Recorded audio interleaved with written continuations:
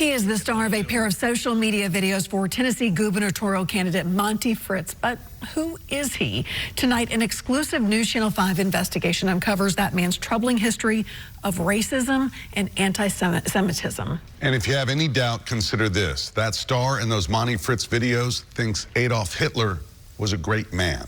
News Channel 5 chief investigative reporter Phil Williams has been digging into the story behind the videos. Question is, did the Fritz campaign pay for those videos? Well, the star of those videos tells me he produced them as part of Monty Fritz's team of campaign volunteers. The question is, did the Republican candidate for governor know about this man's controversial views? It's time that we had leaders in Tennessee that will stand on the authority of the Constitution and the Word of God. Tennessee State Representative Monty Fritz has been running a distinctly Christian nationalist campaign for governor. All men have a natural and indefeasible right to worship Almighty God within the dictates of their conscience. That's the God of the Bible. That's not these other false gods that people want to introduce into America. Pledging to try to outlaw Muslim mosques in the state of Tennessee while separating himself from some Christian nationalists who view Adolf Hitler as a Christian prince. You'll never hear from me that Adolf Hitler was a good guy. You'll never hear that from me. I think he got what he deserved. We just watched Monty Fritz, in my opinion, absolutely kill it tonight.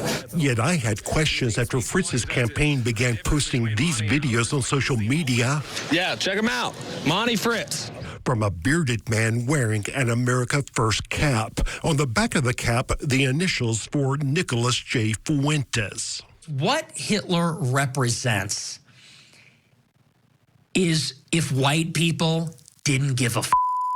Fuentes is the white nationalist anti-Semitic figure whose followers are known as groypers. And if you guys are smart, you'll vote for Monty Fritz. Christian constitutional conservative. He don't take no money from Israel. And that man in the Monty Fritz video I discovered is Dane Chisholm from East Tennessee. On X, he describes himself as a Christian who fearlessly speaks the truth. And Monty Fritz, the candidate for governor, follows him. And there's lots of clues that would point to we've been lied to tremendously about who Hitler was. On Easter, Chisum posted this video comparing Hitler to Jesus. Here posting that Hitler was a great man, we've been lied to, we know it. Here saying the Nazi leader's actions were justified by the necessity of security or defense of his people, to which Jews were internationally plotting to destroy. Here suggesting COVID was part of a Jewish plot. Here that the Jews did kill Jesus and they have been a malevolent force throughout history. Here he posted, Jews only lie when they breathe, telling one person, quote, "Shut up, Jew rat." We've got a whole crew, 1, 2, 3, 4, 5 of them.